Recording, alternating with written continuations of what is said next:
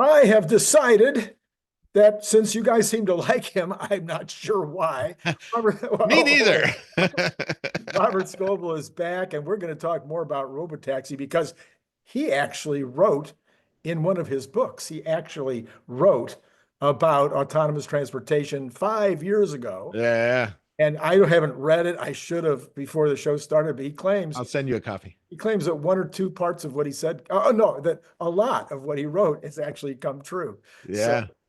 so from what as one author to another, it's always nice when that happens, right, Robert? It totally is. That's what I do. I wrote 7 books about decade-long changes, and it's nice when they actually come true. All right. What I want to talk about coming true this morning is the transition into CyberCab as probably the primary method for transportation of all forms. And I think what may be the story that isn't being told is just how big this TAM is. So, Robert, I understand that you've traveled a bit Oh, all over the world, 80 countries. all over the world. How many? 80 countries. I interviewed actually housewives in a South African slum about how Uber changed their lives. So I've done my homework on this company because it was invented right in front of me. I interviewed Travis Kalanick, who started Uber in front of Stanford Business School. So I wrote a book about it. So I know a little bit about this company. Yeah, yeah. And so that's twice as many countries as I've been to. And I thought I was doing good. All Get right. a keynote speaking gig and they'd fly you around. It's really nice. So let me ask you a really straight up question. With all that travel, when you're not in your own car, and so you're having to travel by some other method of transportation, Yeah.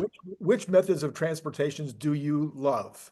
I almost always try to get an Uber So that's the best. unless I'm in Europe, then the trains are really amazing, right? But you got to get an Uber to the train station usually because usually your hotel's not right next to the train station in Paris or something like that, right? So you have to get a ride to the train station. I prefer Uber. Now in Barcelona, they blocked Uber. So Oh, your only choice is taxis. And in Las Vegas, and this actually might be a good talking point today, is how is Tesla gonna disrupt the taxi commissions in like places like Barcelona where they block the streets to get Uber kicked out of the town so to protect the taxi business. And in Las Vegas, the taxi commission owns the curb out front of the airport, right? So how are you going to get a taxi in there if the taxi commission doesn't want a Tesla to come in?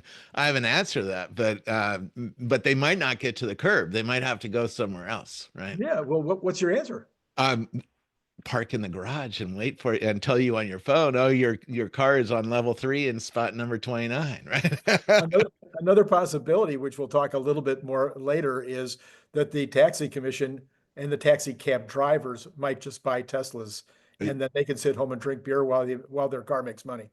That's possible too. And certainly in a place like Barcelona, because you start watching the inefficiencies that they have. They're sitting around in lines at hotels waiting for somebody to get out of the hotel, sometimes for an hour. That's inefficiency, right? Yes. You're paying a human being to sit there and you have an unused asset that's not driving people around anywhere. Uh, that's not smart. And the Tesla has a chance to really change the efficiency of transportation in a city so much that I think that the system could afford to pay the drivers to stay home, like you're talking about, and still make more money than they're making paying the drivers to drive. Exactly. That's my point. All right, we'll talk more about that in a second. Okay, now I asked you a straightforward question and you gave me an honest answer, but I'm going to ask it again, just a Yeah. slightly different way. So, sure, I was on a train trip that in November in the Alps, which was amazing. It was one of the most amazing trips I've ever been on in my life. But Yeah. I've been on a lot of trains. In fact, this last summer, my wife and I went from Niagara to Toronto, and then from Toronto to Montreal by train. No, we didn't. After we did the first leg, we rented a car on the next leg because it wasn't fun to go on that train at all. Okay, No. so Was it crowded and stuff or? well, just you go to the train station, you hang out with a bunch of who know who's, and you're standing around, you're waiting for the train, then the train, it's noisy, and, it's Yeah. a lot of times there's no view. You're looking at weeds, growing by the side of the highway, or just a dense forest or whatever. No, we didn't Yeah. see anything about that was romantic or interesting. Yeah. Do you like going on planes? Do you love your plane rides? I don't anymore. I've been in 80 countries and I try not to avoid airports if possible. But Yeah, I then, mean, it's so much fun to after go. you've done I don't know, I had 800,000 miles on United alone, after you've done that kind of mileage, yeah, airports just aren't quite as sexy as they used to be. Yeah, how about Subway? For normal people, they love going in airports because it's like they're going somewhere new. They've never Not traveled anymore. before, You and need it's to a big dress up. deal. No ties anymore in airports. Yeah. So, how about subways? Are you into subways? Do you really love that? If you're in New York, that's the best way to get around. Do And my you son lives. like? Do you like going? Do you like looking at the rats crawling on the rail in the subway and hanging out with people and being crowded? And the New Yorkers are fun most of the time, but sometimes you hit one that's like, oh, what the hell? Okay. So now renting a car. How about renting a car? That's fun, right? Oh, that's really fun to arrive at an airport at 1 in the morning and have to stand in a line for an hour at the Hertz rental cars line or the Avis. And, if you have status, yeah, you might be able to get around that. But, it's a lot of fun dealing with them. Okay, so Oh, the then last time I rented a car in South Carolina, I ordered a Tesla and they gave me a Hyundai, which is a piece of uh, what a crappy car, right? And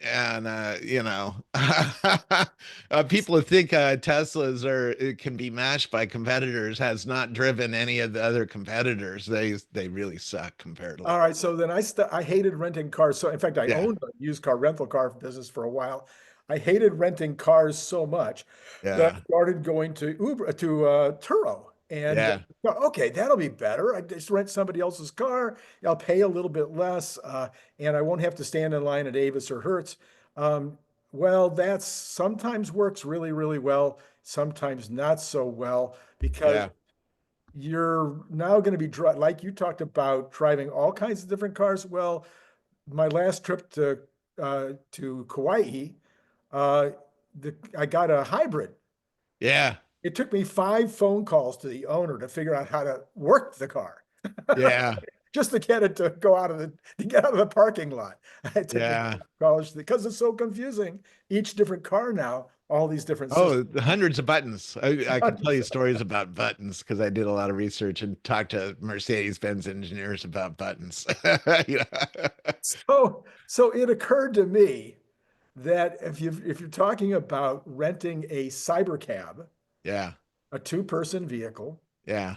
where both of you sit in the front seat Yeah. with By the way, very that's a big deal because if you take an Uber, where do you sit? in the back seat. Almost always. Yeah. And a lot of times I get in and the guy has the seat folded forward because he wants you to sit in the back, or the woman, or they have a bag on the front seat. So you feel bad for asking to sit in the front seat. The front seat is a way more comfortable seat than the back seat. The back seat, even in a Tesla, is not as nice as it being in the front Not seat. even close. Right. And so in an Uber, you're not allowed to really sit in the best seats. You're in the crappy seat in the back, right? And in Yes, a cybercab, there's going to be two seats with no humans. So if you're traveling with a lover, you're both in the good seats up that's front right. That's with a right. great view of wherever you're going. Oh, you're going. So let's start then. The number one thing I think most people, when they're traveling, are looking for is a good experience. Yeah. And while I love travel, and as I mentioned, I've been in 40 countries and I think 44 states, 45 states. I always forget which one. Yeah. I love travel, love it to bits, but I don't like pretty much any part of the transportation. No. Almost all of it is a drag. Yeah. It gets you there, and that's what you have to do. But then, that part is not the best part. So I'm looking at the Tesla, the Cybercab, basically disrupting all of those. Yeah. Now, Yeah. on a 5 hour plane trip, cross country, no, you're still going to take a plane. You're going to have to. Yeah. But getting to the airport, so I live in Riverside, California. It's about 60 miles to LAX. Yeah. To take an Uber or my own car, That could take 2 hours. that could take 2 hours. And if I take my own car, I've got to park for some place at $7 a day. Only Minimum. 7 at Well, SFO. It's 35. $7 a day if you use your app and you figure it out and you park about 3 miles away. So you drive to the Okay. parking structure and then they take you on a bus from the parking structure to the airport. And it's like, what That a adds another mess. half an hour What a mess. minimum. But if I'm on it's still going to take me 2 hours if I took took a cyber cab. Yeah. But at least when I get there, it's taking me right to the door. I get out of the thing and I can get on my plane. Yeah. But on a 1 hour airplane trip, so let's say for us in Southern California, that would be But Phoenix, Las Vegas, San Francisco, everything in between, all of those trips, those would all be cybercab trips as yeah. opposed to airplane trips. In 2 weeks, I'm driving down to Las Vegas with a friend again who's going to a medical device conference, right? And yeah, that's a 9-hour drive. I'd rather take that drive than take a plane, you know? That's with you doing the driving. No. Well, I have an Okay. FSD, and Oh, yeah, FSD well, just there you got go. way better than the last time I did it for CES, right? So that trip is getting better and better. It's easier to do because Yeah. of autonomy. Yeah, and I've made hundreds of trips to San Francisco and hundreds of trips to Vegas because, in business, those are the two major hubs here that you have to go to for trade shows and such. And it's always a bit of toss up. Maybe I'll take the plane, maybe I'll but if it was a cyber cab, no longer a toss up, especially Yeah. if it's 25 cents a mile or even 50, maybe even at $1. It would definitely be a preferred. If you ask Uber to go to Las Vegas, which is a 9-hour drive, Uber would reject it and say, no, I'm not going to do that drive because I'd have to drive all the way to Las Yeah. Vegas and then drive back without a passenger, right? Yeah. But a cybercab doesn't have to care about that, right? It can just mix all that into the cost and give you a price, and you decide whether to pay the price or not, and and it's all easy peasy, right? Yep. And then So you could, by the way, it could stay down in Vegas and drive people around because there's a lot of demand for rides down in Vegas, right? So it won't mind being in Vegas for a bit, and then you take it back home, and it'll be making money while you're at the conference, you know. exactly. Um, Exactly. and that's assuming you own one, but in such a case, you probably just hired it and took you to Vegas and then can stay down there making somebody else money, making Elon or. Well, you were thinking that Uber might buy a lot of Teslas and have fleets of Teslas, right? Yeah, that's a whole nother story, but let's talk about Yeah, subways for a minute. How about yeah, subways? So, I've been on subways all over the world. I'm sure you have. Japan, which has a fantastic subway system. yeah, Korea, fantastic. Seoul has a great, a lot of these subway systems are really, really, really good, but yeah, still not great because why? Oh, it's in a foreign language. You're trying to figure out where you're going, which subways to take. You're trying to use your credit card to buy the right amount of, I was yeah. in New York last year and I still ended up with a ticket that had money on it because I didn't know how to put Here's the trick now in New York, they take Apple Pay at the turnstile. So I you can see. Oh, just they Apple do. Pay your way into the Okay. turnstile. Well, that's new. That'll help. But if you want to take the subway, you got to know which subway entry to go to. Then you go Yeah. down into the entry. You got to figure out on the map that they got there which way. Maybe you can figure it out on your app or whatever. Then you get on the thing and it's nasty. Let's talk about nasty. I mean, that's pretty much the nastiest thing any, middle class human ever has to do is go on a subway. Yeah, it's been there for 100 and something years, It's But it's even, but it's not even, that bad, but but even it, even in the Tokyo, it the wasn't reason you great. in New York in specific, right, why you would take a and a lot of cities, the reason you want to take a subway is one, there's no other transportation available. In fact, when Uber was being invented in a Paris a snowstorm, we ended up taking the subway because there was no transportation. The whole city shut down with 5 inches of snow on the ground, right? Right, right. And nobody was driving. And that was actually why Uber was being invented in a snowstorm, because Travis and Garrett were like, why can't we had just gotten new iPhones back then, right? And why can't we see where the cars are on our phones? That was the Yeah, instinct behind starting this company, right? interesting. It's like That's we have a new phone, why can't we see where the cars are, right? And they started their limo company, and then that became Uber, right? yeah, So that's great. So yeah, so at the end of the day, I'm figuring that for the most part, people are going to take a cyber cab instead of all of those other methods. if that all works out, and by the way, you'll have AI, probably something like Rock, to talk to Yeah, and tell it, hey, I need to get from Munich to Freiburg, Germany. What's the best way to do that? And it'll yeah. give you a variety of options, different prices, right? I took a blah blah car from Munich to Freiburg. It's a Yeah. 4 hour drive, and you're in the back. You rent a single seat, so I Ah, paid $18 for the rear seat. I see. and, Yeah, and we for 4 hour drive. So, if you're budget conscious, that might be an option, right? There might be a cyber cab for $100, something like that, right? To take that 4 hour drive, or $200. And some people will pay that, right? Me and you probably will pay that, because we know how much better an experience it is to be in an autonomous car. It's smoother, it's more efficient, and it's playing my music, it's right? I don't have to right. listen to other people's music, because that's one of the complaints. Yeah, I've been interviewing Waymo customers, and why are they paying almost double the fee of an Uber? And they say music is one of them. They get in a car and somebody's playing some weird ass, music that they don't really care about. And on a sound system that's not very good. Tesla sound system's really badass, right? And I like to listen to like hip hop. Other people don't like to listen to hip hop. So yeah, you're way too old for hip hop. What happened to you? oh, no, I'm not.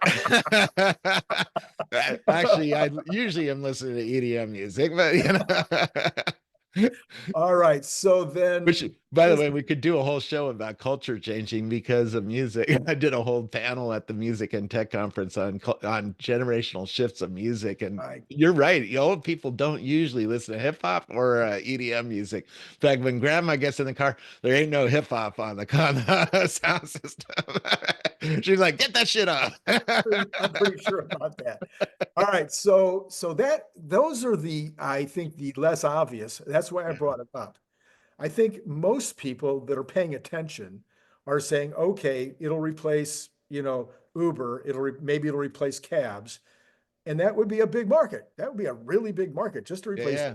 Uber I and asked I asked ChatGPT how many rides are done a day. yeah, Uber, and it reports that Uber in the fourth quarter of 2023 facilitated approximately 2.6 billion trips, averaging about 28.3 million trips per day, per day, which means they probably have around, I don't know, 5 million cars on the road something like that. to do five rides a day, something like Yeah. that, Yeah. right? So just replacing that would be worthwhile. That'd be Oh a yeah, very good business. yeah, And replacing cabs, replacing Waymo. That's what most people are thinking about. And I think a lot of people are also thinking about replacing my car, my home car. Okay. yeah, So we've already dropped from two cars to one car. And if there's a conflict, then I take an Uber. yeah, But going to zero cars, that would be another step. But going to zero cars, my wife basically goes 6 miles each way to work. If that was a $3 ride with no driver, yeah, we wouldn't have a car. We would just get yeah. rid of the car. There'd be no Yeah, because a new Model 3 per month, let's call it $300 a month plus insurance, another $100 a month. That's $400. So how many of these, even if it was $10 a ride, where does it get? Where does the pricing come down to for her to go? Oh, I don't want to buy a new car. I'm just going to take the Robotaxi network from now on. and or be just bothered with owning the car, housing the car, Yeah. washing the car, all the kind of Taking it stuff to that goes maintenance. taking Even maintenance a Tesla, you need to take in once in a time while. to time. Yeah, Yeah. so there's just so a lot of people see that as one of the biggest TAMs, but what I wanted to really identify and bring up here was these other transportation methods that I think, oh, I didn't even get to city bus. Yeah. When was the last time you were on, see, you're a world I traveler. took it every day to school, man. That was it, right? Yeah, And now no when matter you're what, broke and you don't that's, have money for a come on car, now, that's come your on, as a world traveler, last choice, right? City bus, uh, last choice. let's see. Uh, After a subway, you take a subway the first. problem is, see, when I got hired to do traveling, they always had a car picking me up at the airport, and often it was an entrepreneur in town picking me up, and it was like a really A good really ride. nice experience, you know. I mean, Okay, but really, magical. if you're in New York or Tokyo, or we were in Philadelphia again, Yeah. Montreal, etc. If we had any choice at all, it was not going to be a bus. No, no, it's hard. It's hard to get to where you want to go. You're all dressed up to go to some nice dinner. You're not going to get in a Yeah, a bus. bus. You're Even going to if you're get not, in. it's like, okay, how do you pay the driver?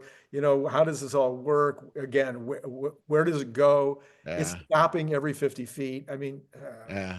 and it's got not great people on it. Okay, so let's talk about another aspect. Let's talk, you brought it up a few minutes ago. How does Uber compete? How are they even going to I compete?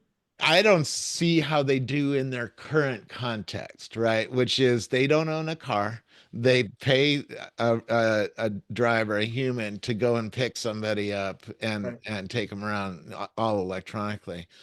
And that driver is generally getting paid around $20 an hour, at least in San Francisco, sometimes a little bit more if they're good at it, and hang out at the airports and get the expensive rides, right? So if you maybe $30 an hour, right? It's not a high paying job. Yeah, it's not a high pay.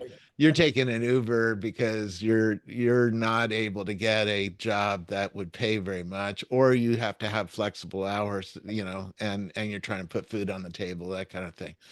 But even then, it's so that's $20 an hour right there, right? So that 1 hour trip to the airport, there's $20 of cost baked into the price. I find I usually pay around $60 to $80 on an Uber to get to the airport in an hour long drive. Right. I It's a don't know hundred what for me. It's a a hundred. hundred, Yeah. a hundred, yeah. Because I'm 45 minutes from San Francisco Airport from my house. So that figures, right? 60, $80 versus 100. You're an hour, maybe two, maybe an Hour and a half in hour and a traffic, half. Yeah.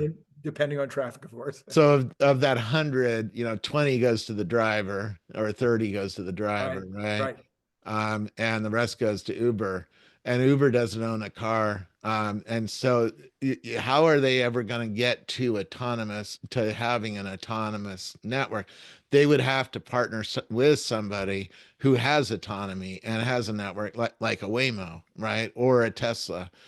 Mhm. I just don't see how that all works out. And it just messes with their whole thing. And then they don't have the brand, and people don't think of Uber and autonomous cars. From the beginning, when people start learning to use cybercabs, that's the brand. It's always autonomous, right? And it's always clean, and it always has your settings, and it has a much better experience. I don't see how Uber matches the experience of being in a Tesla, and I don't see how they match the cost because they don't make their own cars, and they certainly don't make them as cheaply as the CyberCab is going to be to make a CyberCab once it gets to scale. Right. The engineering on the CyberCab, I mean, I've been talking to Brian at Future Ozza about the manufacturing of the CyberCab. It's really well thought through from a manufacturing point of view to make them very quickly on short lines, right? Which means they can make them cheaper. And in fact, Right. we're expecting Tesla to announce a new lower cost vehicle. Mhm. Well, that's going to use a lot of the techniques they developed for the CyberCab. The unbox process, they call it, Right, is a right, new modular process where robots can put together the car. Very different than how Ford makes an F-150 truck, which is a long snaking line with a lot of robots on it and a lot of humans putting things on the truck. And so I just don't get it. Now, Uber does have a huge advantage to Tesla right today, right? One, we know how to open the app. We have the app on our phone. So that's called distribution, right? There's Right. lots of people around, obviously 25 million rides a day, Yeah. Yeah. 28.3 million trips a day. That's a lot of people have Uber app on their phone, know Right. how to use it, how to order an Uber, have the brand, have some understanding of trust of the company, have Mhm. some understanding of what they're going to get from the company. And they have built a system behind the scenes to move the cars around the city in an efficient way. Because Travis, when he spoke at Stanford Business School, told me it's his goal to have one car near you when you pull out that app and order a car, right? If there's none, then a car has to drive from further away, and it might take 10 or 15 minutes to get to you. That's an unhappy rider sitting on the street corner waiting for a ride, right? And if there's three, the drivers are unhappy because they're sitting around not working, and they're not getting paid if they're not driving, right? Right. And so there's a big incentive for them to always be driving people around because that's how they get paid, right? If they're always driving, they're getting Sure. paid more. In fact, um, it probably you have to figure in that more than just $20 a cost in an hour because you have to count for them. Deadhead. Yeah, you have to count for them moving their cars around without a passenger in it to go pick you up, and that could be double the cost. So maybe it's $40 of cost for a 2 hour trip, or a hour Trip long plus. trip instead of 20. So that's a lot of cost that Tesla is not going to have to face, right? Right. They're going to start out a CyberCab. If let's say I bought a CyberCab, let's say it costs $35,000, which is more expensive than people are Right. expecting. But let's say it was $35,000 and I financed it, it comes out to about $2 an hour. And if you say $300 for the car, $100 for the insurance, $100 for various maintenance things, maybe 200, if you break a windshield or something like that Mhm. over Mhm. time.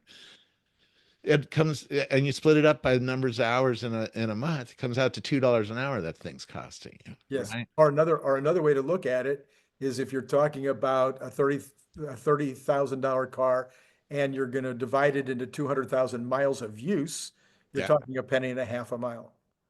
So it's a very, very, very inexpensive as far as the equipment is concerned yeah, because it's going to go 200,000 miles and yeah. because it's going Now, it's are you figuring in because tires on a well, no, Tesla then has I'm 40,000 counting miles? one thing is the depreciation, something else as the maintenance. Got it. Okay. Got So it. Got it. you got Got a it. separate line item for that, but everybody Anyways, my point is it's cheaper. It's way cheaper. Yeah. cheaper to have an autonomous car. Costs like $2, $3, $4 an hour. Right. Even if say I'm wrong, it's $10 an hour. Well, you add first of all, an Uber really costs that much too, because that somebody has to own that car. And Right. so they had to, if you want a new car, and it costs $300 a month to pay for the car, plus all the gas and Yep. all the maintenance. You add a human to it, it gets a lot more expensive, right? And that's just the wholesale cost for the company running the network and picking people up. Sure. And that translates into a cheaper retail price eventually. Now, Right. up front, Waymo is cheaper than an Uber because they don't have a human in the car, but they're having to pay for that all that R&D cost. Well, how did Tesla pay for all the R&D cost? Schlubs like me who paid $8,000 for FSD, right? We That's paid right. for the R&D cost, That's right. and we That's right. did the data. We actually made the whole thing work. I trained it thousands of times on mistakes it made. Right, I stepped on the brake if it was trying to run a red light or something like that. Yep. Well, that teaches the system, and now the Yeah. system's getting pretty good, right? Yeah, exactly. Exactly. So Yeah, now you've been talking to all these Uber riders, and what do people say about their experience in an Uber compared to their experience in even a Waymo? yeah. They like the Waymo better. There's Yeah, not a driver. They're sitting in the front seat, usually the passenger seat. They can't sit in the driver's seat, but at least they're. If you're a single rider, and most rides in an Uber kind of situation are single people getting a ride across town, right? right. So at least one person is sitting up front, right? In a nicer seat than in the back. So Right. that's a huge thing. It's more comfortable. There it's more private because let's say you're an engineer at Apple and you want to do a Zoom call with your coworkers about some secret project you're working on. Right. You can't do that in an Uber because the product will leak. You know, those sometimes those Uber people are pretty smart and they have blogs and Twitter. You know, they have X accounts. You know, and they'll like, oh, today in an Uber, I heard that Apple's doing a secret new project. Yeah, and so you can't do that, right? So privacy is a big problem.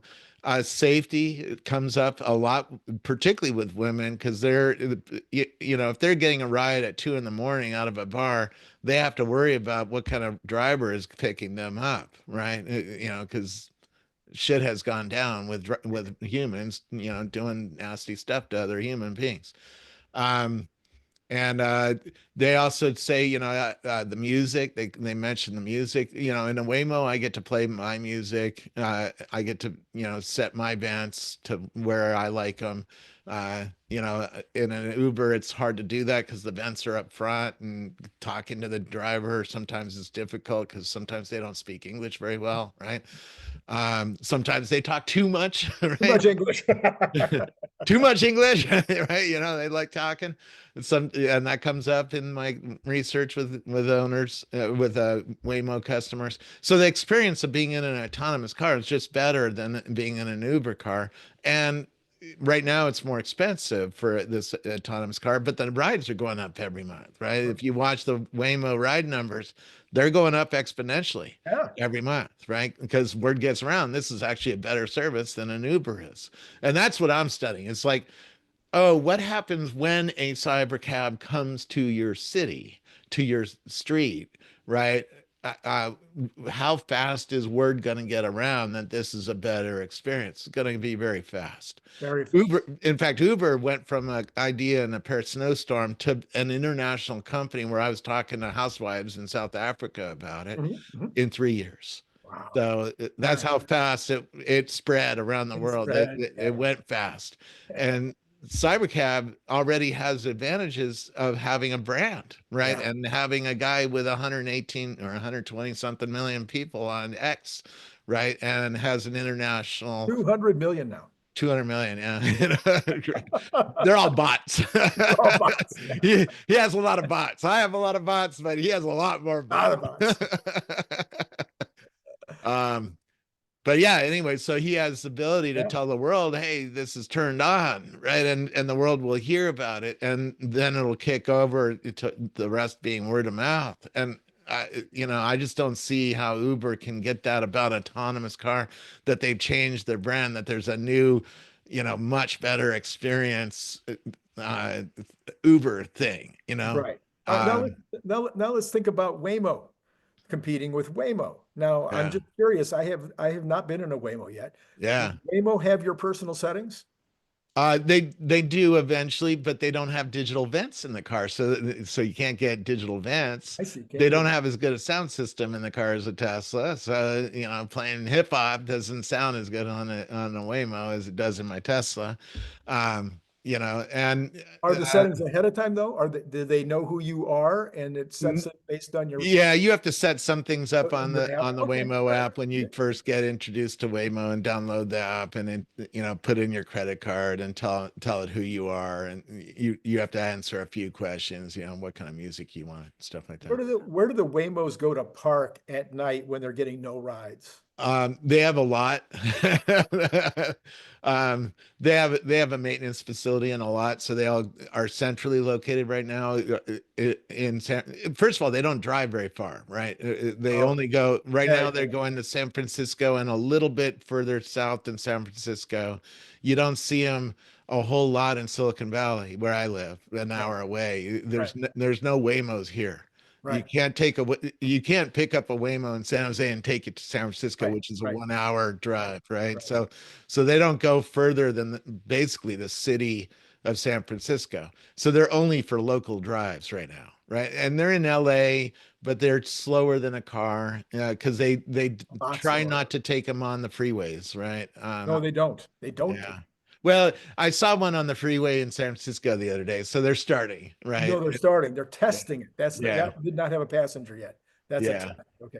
So yeah. they put them in these parking lots. I've actually read about it in West LA where the neighbors are all ticked off because the cars are driving around the parking lot honking because they're so, Yeah, they so fixed that problem, but there's still a little bit of noise, and somebody has to come out and plug them in. So there's somebody who has to, refuel them or plug them in, and do some maintenance on them. So there's some maintenance, a garage where they can fix them if something got broke on one and stuff. So I suggested to Larry last night for the first time. Nobody's ever heard this idea before because I came up with it. Hopefully Tesla has either thought of it or listened to the show. They already have. It's really hard to get ahead of Elon. I've been trying for years. They already They've been thinking a lot about this stuff, right? they already have the parking. They already have the charging facilities. They already have a place to put the overnight maintenance of Yeah. washing or cleaning or whatever. They already have them.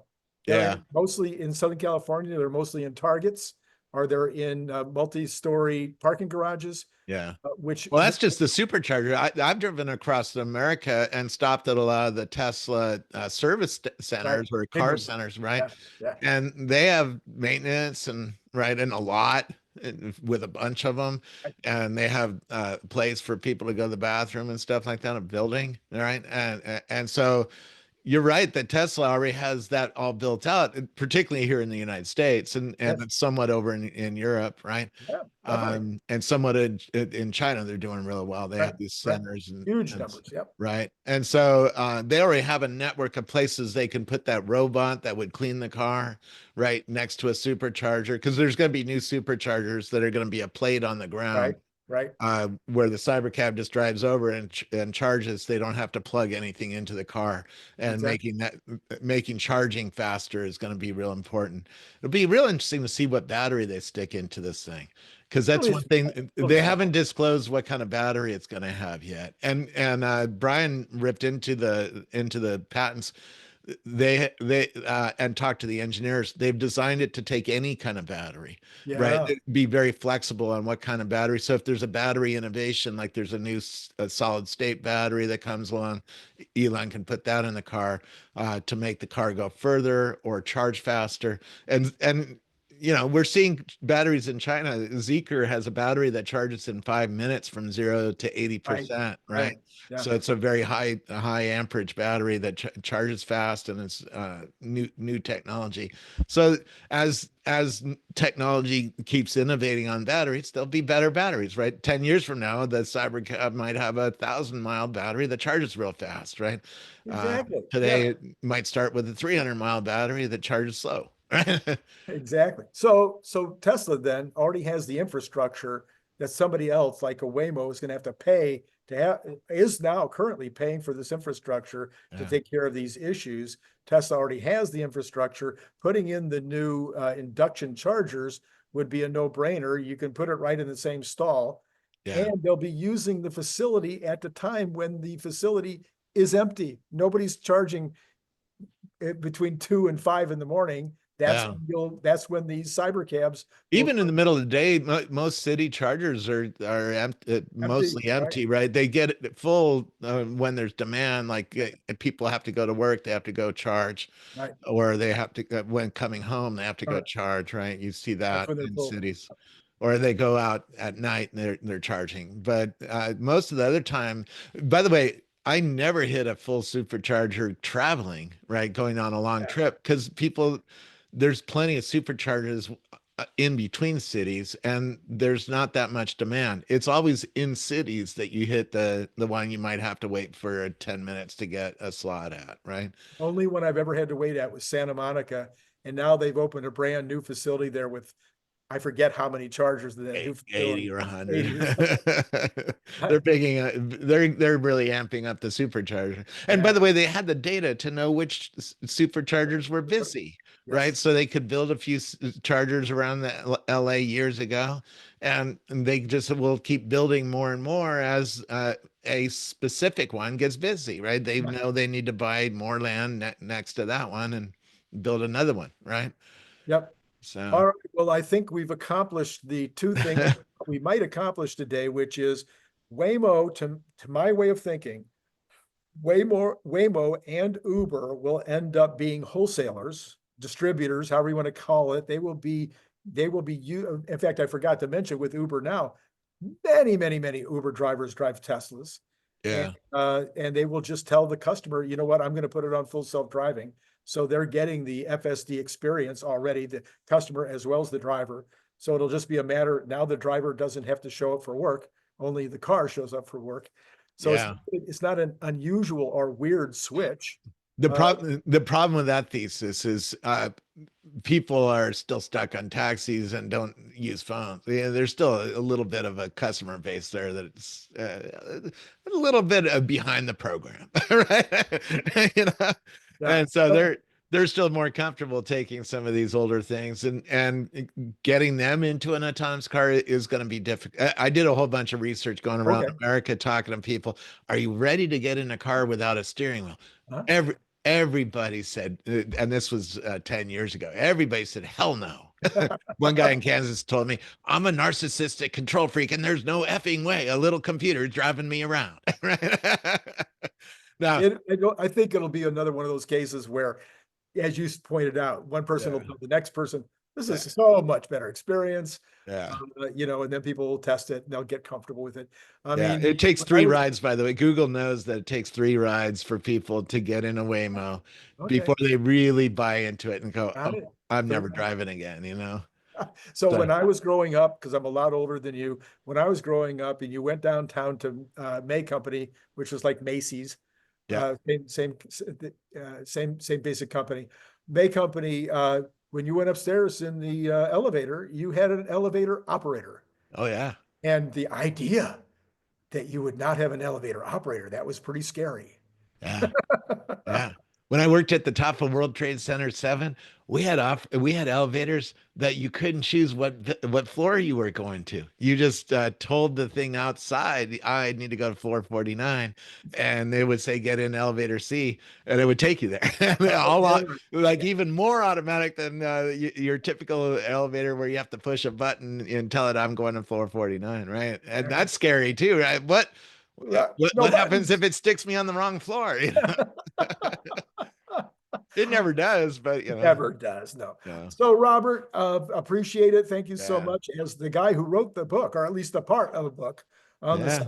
site, I thought you would, and who's interviewing people on a regular basis right now with regard to Yeah. these things.